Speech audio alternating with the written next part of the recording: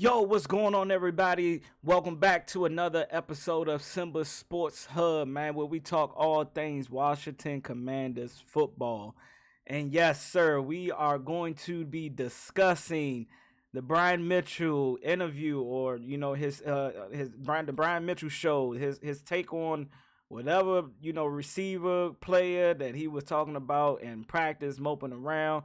And we also going to be talking about joint practice today, y'all. So let's lock in for a good one. Let's go. All right, but first, I need y'all to go ahead and hit that like button, that subscribe button, and I need y'all to drop a comment after watch the good old show and tell me what your take is on these couple of situations that transpired today. But first off, we gonna start with this the Brian Mitchell show, man, and him being at the practice yesterday and talking about whatever player, he don't want to see players moping around, grown men moping around. And, this old regime of players, is used to run, and we got a new coach in town, and you got to prove yourself, and you got to earn everything that you get out here in the NFL and his time playing in the NFL. And I'm just gonna say this, man, I agree with him in his take. Like, as a grown man in the NFL, man, you one have a lifetime opportunity to, not change only your life, but your family's lives. Being able to play a sport that most people aren't granted to be able to play, or gifted to be able to play, or given the chance to play. So many athletes out here that play the sports of football don't even make it past high school, and the fact that you did make it to the NFL, and if it is who we think that he's talking about, and a lot of speculations has been Jahan Dotson. I've heard Emmanuel Forbes, I've heard Jamin Davis, and whoever it is, if it is Jahan, if it is Emmanuel, you know what I'm saying? Like, yes, you gotta earn your spot. I've said this in other videos that I've posted, is that, hey, ain't nobody spot guaranteed. Now, that's like hindsight. Yeah, we got a couple players that, hey, all right, you just not. Yeah, Terry is solidified. Jonathan Allen solidified. Deron Payne solidified. You got good lord, my brain is going dead. But y'all know the linebacker Bobby Wagner. Sorry, my bad, y'all. Um, Bobby Wagner, who is also solidified. Like, you cannot think that just because you was a first round pick, a second round pick, a third round pick, that you are guaranteed anything. And if it is Jahan, like, hey, bro, you gotta step it up. But the other side to that, and I have always had the mindset of players, older players, mentoring the younger players. Like, I don't mind you saying that out in your show, B Mitch. But my thing is that by you being that older vet player that played in the league and knowing how it is to get it out the mud, and earning everything that you got from out of the NFL, man. And I hope you did this. I don't even know if you did it. So if you did it, hey, thank you. I appreciate it. But whoever that player is, pull that player to the side at the end of practice and, like, hey, man, don't be moping around, man. Don't let these guys see you, mentally weak. You know what I'm saying? Don't give them the satisfaction of, oh, because they brought in another guy that your position isn't solidified. Go out there and prove it. Go out and prove to your coach that you are what the old regime brought in. You know what I'm saying? Like, if it is the first round pick, I mean, we done had three of them that's fighting for spots on the team right now. Jahan, Emmanuel, Jamin. Let's just be real with it. I don't think no second round pick is moping around right now, or no third round pick, or no later round picks. It got to be one of those three guys. You know what I'm saying? Emmanuel Forbes, who they've been talking heavy about during training camp. Last week against the Jets, getting cooked by one shown play by Garrett Wilson, or the two plays that he got beat. Oh no, it was two plays: the touchdown and the deep pass. Right? Hey, all right. But if you go back and listen to or read other articles, they said that they didn't show all of the practice, and that Emmanuel actually had a good day.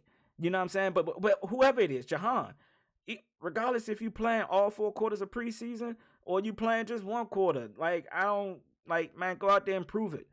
I mean, go out there and show why you shouldn't doubt me. You know what I'm saying? Like, it should. I'm talking about practice, preseason, whatever. How many times they call your number on the field?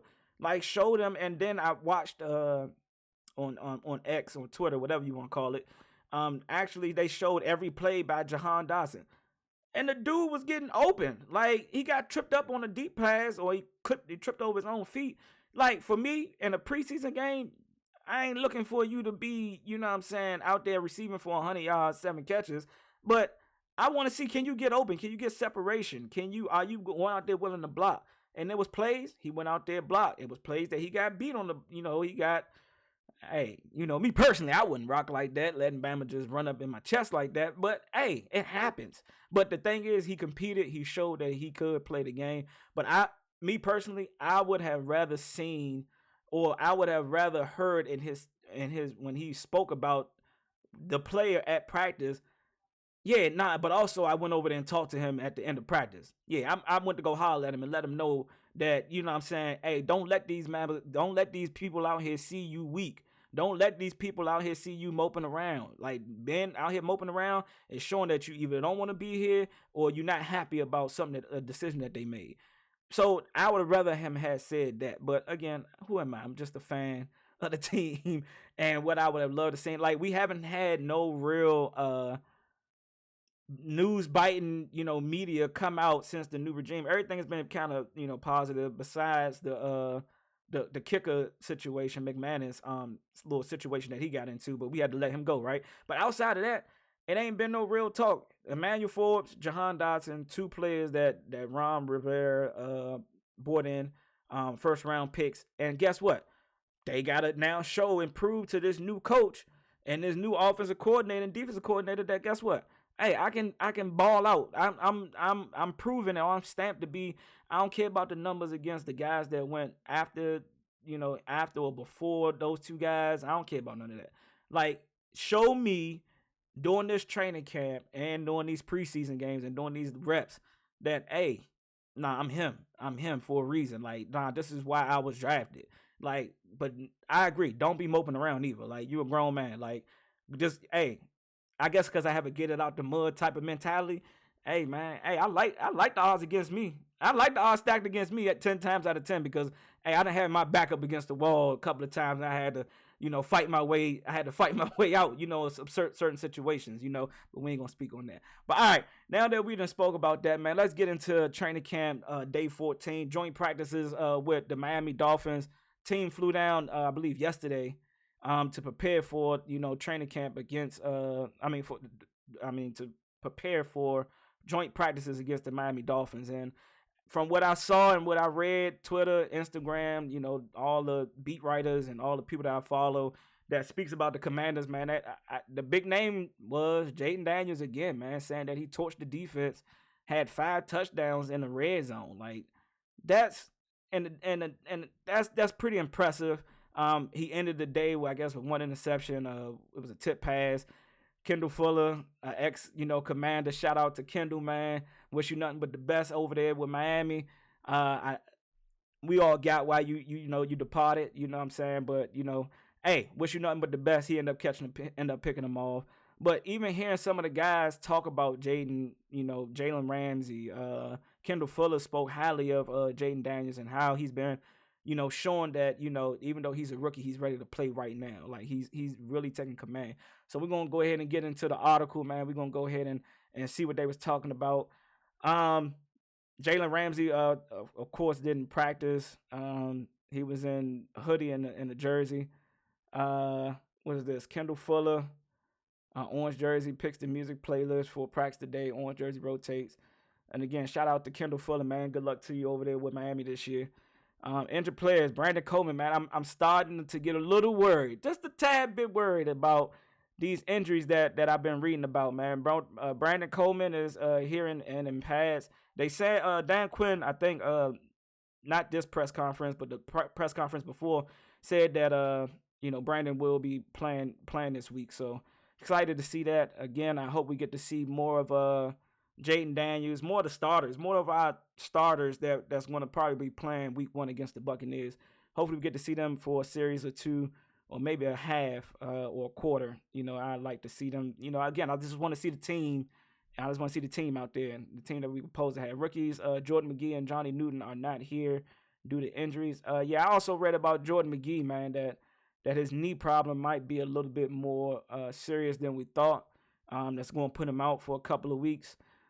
Thank God he's not our starter, and we still, but he was the backup to Bobby Wagner, I heard. But we got Pittman, and then we got Hampton, who's transitioning from safety to linebacker. And I've heard that he's been doing real good in the transitioning period.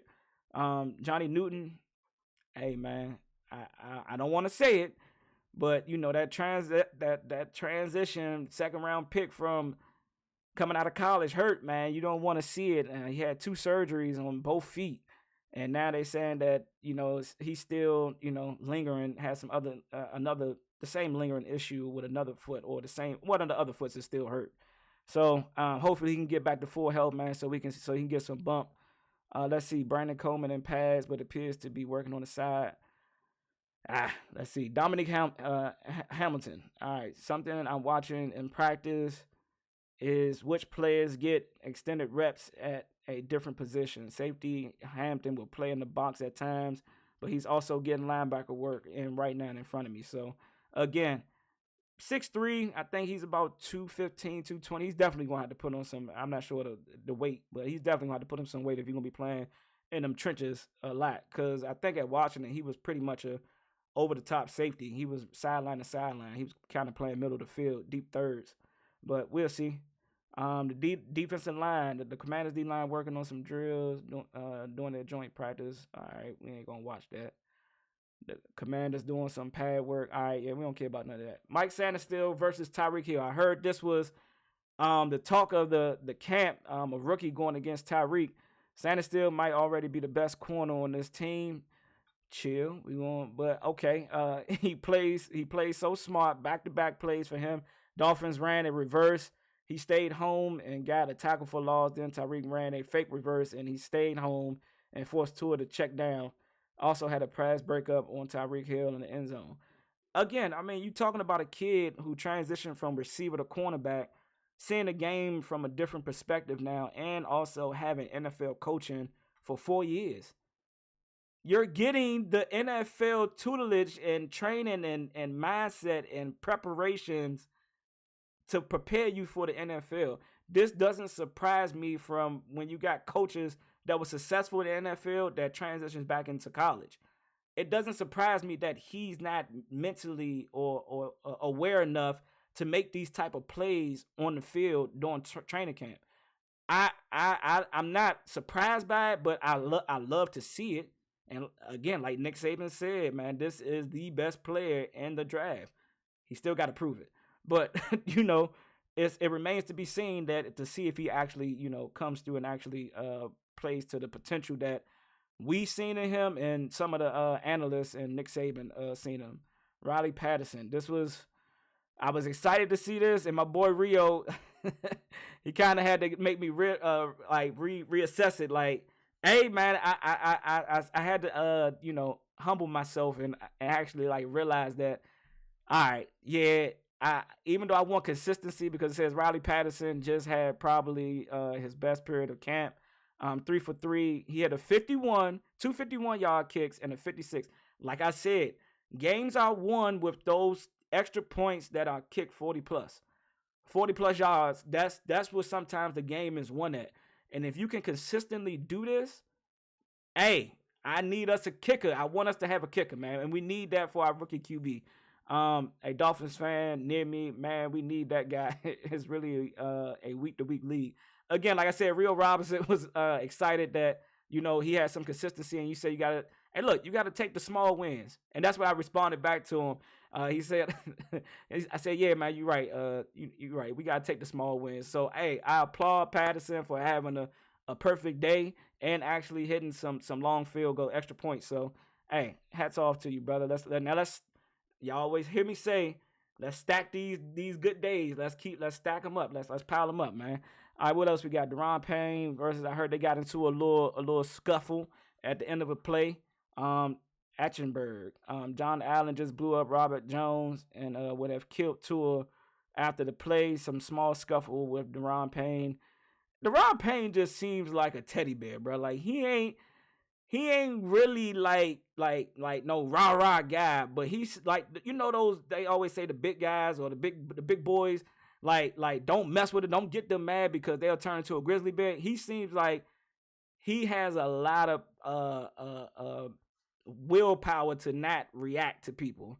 Like you got to really push him over the edge for him to like bring the dog out of him. But I mean, not from a play to play standpoint, but to like make him want to like throw a punch at you.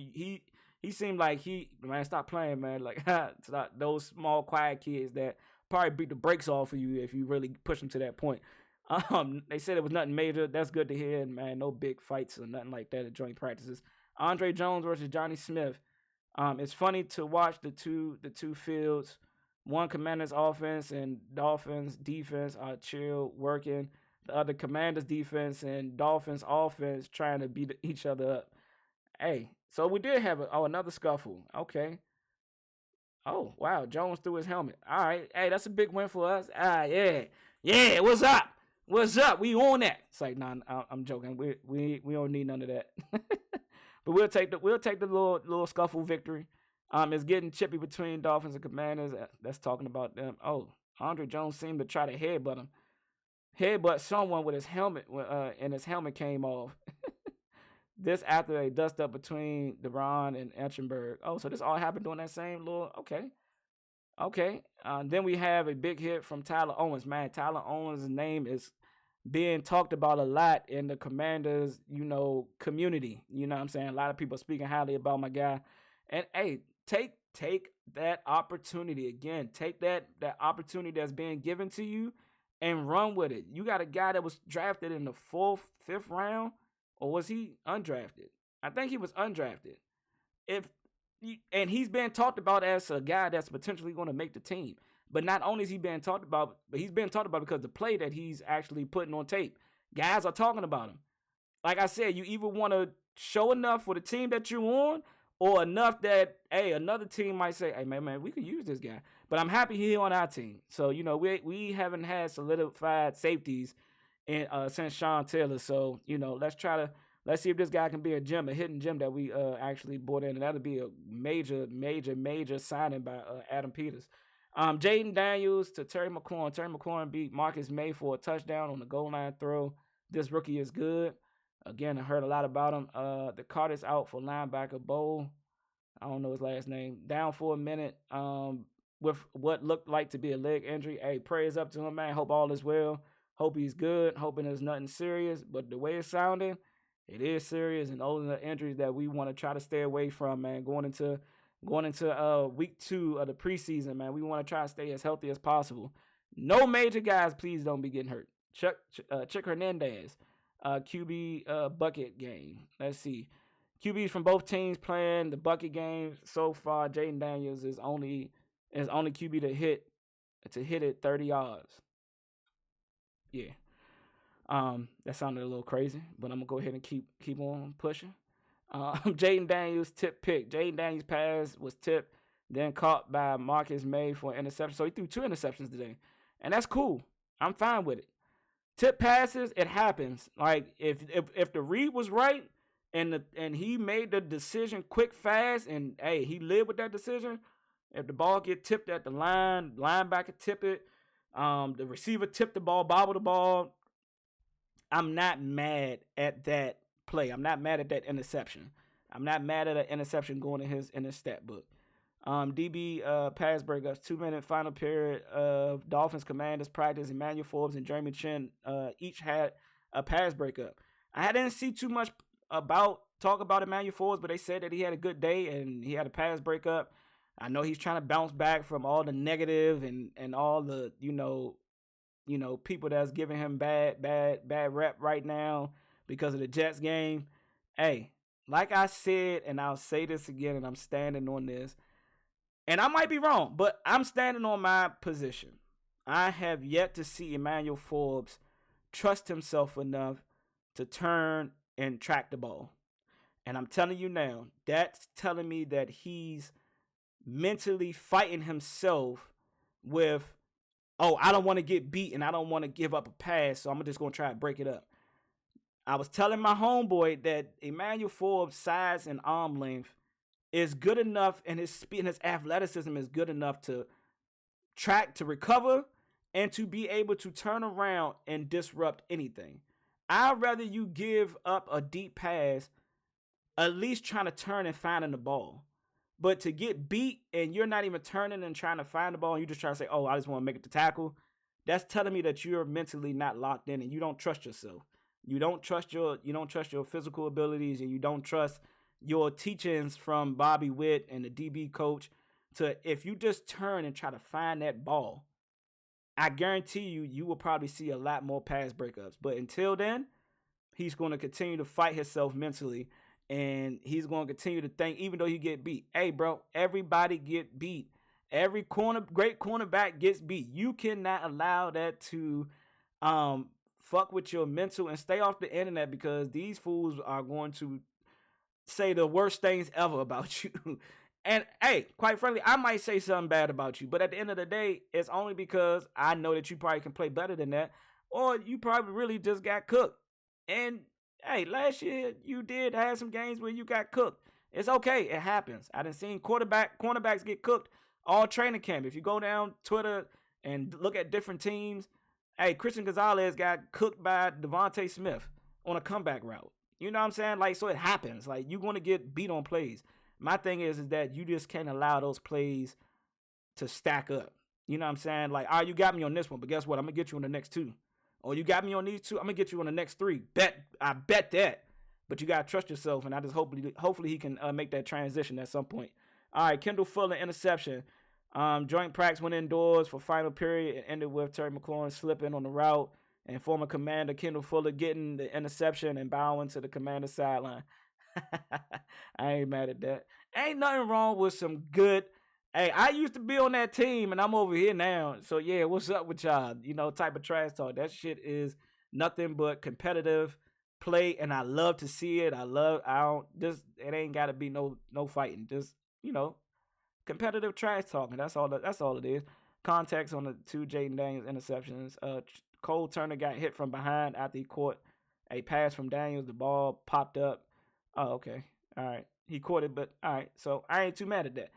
And Terry McLaurin slipped. All right. So that's not all the way on Jaden. That just tells me that he made the decision. He made the throw. Our receivers got to do a better job at either, still fighting, or, hey, just got to live with the results at the end of the day. Jaden Daniels red zone. This is what everybody's been talking about in the Commanders community. Jaden Daniels completed 5 of 6 red zone passes in the first team period against the Dolphins. 4 for TDs. First one was to Terry, who ran a dig to the middle of the end zone, beating cornerback Kendall Fuller. In the process, all right, Jaden Daniels lights up Dolphins defense in the red zone drill. He throws 5 touchdowns, including 2 to Terry McLaurin, beating Kendall Fuller once. And then Kadar Kohu later.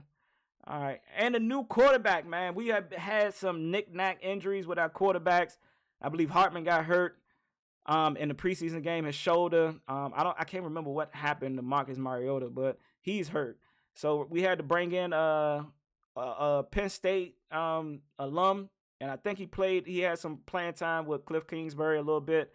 Trace McSorley getting in extra work at the practice with David Blau and Martavius Bryant. And again, Martavius Bryant, I didn't hear much from him from any of the beat writers or any of the videos. I didn't see too much from him. But, hey, man, again, it sounds like, the Commanders had a good day today. Of course, we still trying to fight that injury bugs, get those knick-knack injuries out the way. I'm excited to see these guys play on Saturday. Hopefully we see the potential starters. Again, we have an unofficial depth chart. So with the unofficial depth chart, I hope we see the starters play a little bit more, and those that didn't play last week play this week. At least give me a quarter. I want to see these guys actually play a quarter, and I actually want to see Jaden Daniels go against a number one defense, a first team defense at that, not number one defense. They was not number one. A first team defense, and the same for our defense. I want us to see us go against Tyreek, Waddle. I know Odell is battling an injury. They trying to question him trying to get a check and retiring. But I want to see us go against those guys, those speed demons over there in Miami. Like I want to see Tua throwing the ball. I want to see us hit like starters. So I'm excited. I will be tuned into that game come Saturday. But yeah, man, y'all again, man, hit that like button, hit that subscribe button, man. Drop a comment. Tell me how you guys felt about the practice. Tell me what you thought about the B Mitch situation. I gave my take on it. I'm just curious to hear what you guys got to say about it. And hey, y'all catch me. I catch y'all on the next one. Deuces.